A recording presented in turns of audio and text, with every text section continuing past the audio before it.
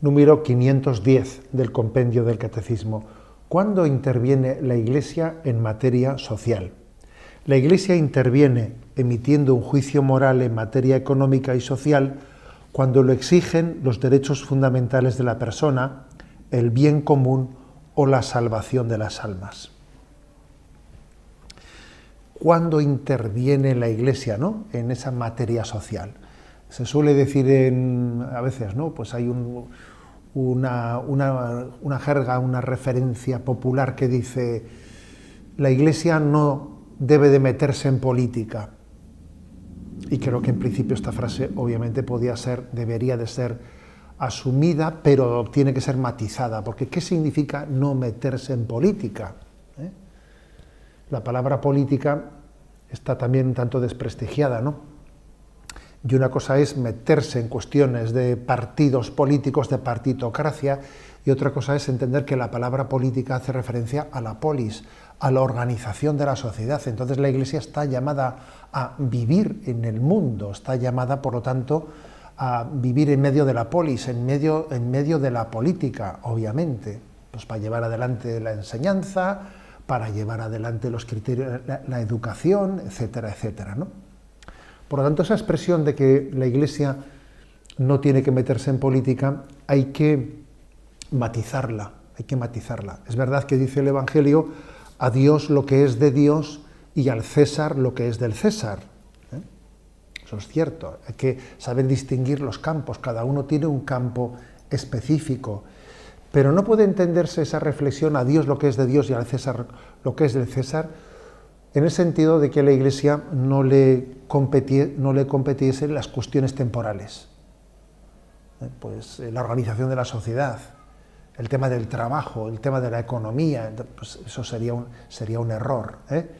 Sería como plantear un dualismo, un falso dualismo, que la Iglesia se ocupe de lo espiritual, de la salvación del alma, y de lo referente a esta vida se ocupan otros, ¿no? Precisamente por esa falsa visión dualista, a veces la religión fue acusada de ser alienante, como Carlos Marx, cuando acusa a la religión de ser el opio del pueblo, de acercarse a los pobres del mundo para decirles que tengan una esperanza de salvación en la próxima vida y que renuncien a que en esta vida puedan cambiar las cosas. Pues obviamente esa acusación que le hace el marxismo a la Iglesia Católica se rebate con la propia doctrina social de la Iglesia. La propia doctrina social de la Iglesia, la acción social de la Iglesia denunciando las injusticias, pues es la mejor respuesta para entender que la fe católica no es alienante, no nos está secuestrando de los problemas de esta vida, como quien toma un narcótico en medio del sufrimiento de la vida, renunciando a cambiar las injusticias y pues refugiándose en una ilusión, en una esperanza en el más allá. No, nosotros creemos verdaderamente que la esperanza cristiana es proactiva y que es una esperanza que no solo nos remite al más allá, sino que es capaz de transformar el momento presente. Es cierto, sin embargo, que cuando se dice a Dios lo que es de Dios y al César lo que es del César, es cierto que la Iglesia no está llamada a adentrarse en opciones, ¿no?, en opciones políticas concretas. Y, por ejemplo, pues el derecho canónico de la Iglesia prohíbe explícitamente a los clérigos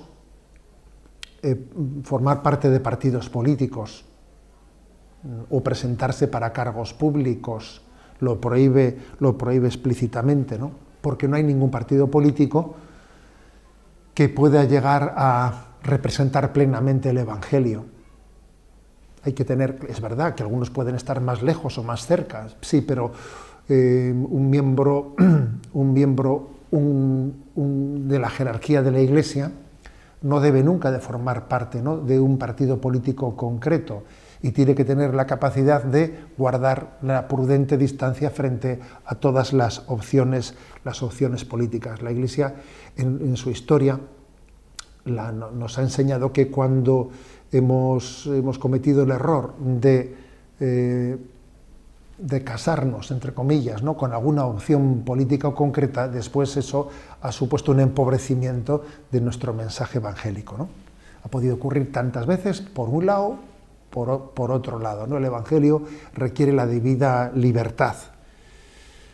Pero, insistimos, existe, por lo tanto, desde el punto de vista de la doctrina social de la Iglesia, esa conciencia de que tenemos que tener capacidad de iluminar, ¿no?, de iluminar las injusticias de este mundo.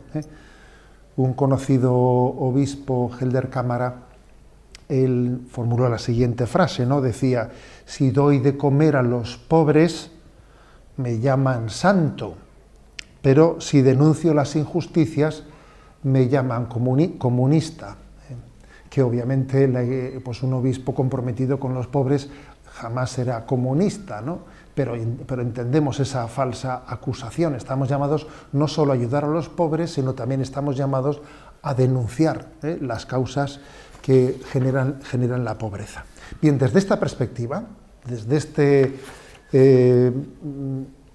esta relación de la Iglesia, desde su doctrina social con la polis, con la política, podemos decir que el quehacer de la doctrina social es defender los derechos fundamentales de las personas, y para defender esos derechos fundamentales la Iglesia tiene que ejercer su función profética, y la función profética tiene que denunciar muchas veces injusticias, defender el bien común, entendiendo que el bien tiene que ser de todos, no puede ser de uno frente a los otros. No se trata de aceptar una dialéctica, una lucha de clases. La Iglesia no cree en la lucha de clases, cree que el bien tiene que ser compartido, y al mismo tiempo hacerlo en la clave de la salvación de las almas, ¿no? Cómo ordenar este mundo, de manera que su ordenación, el trabajar por un mundo más justo, nos prepara para la salvación de las almas. Cuanto más trabajemos por la justicia en este mundo, más preparados estaremos para que podamos obtener el fin último de esta vida, que es la salvación de las almas.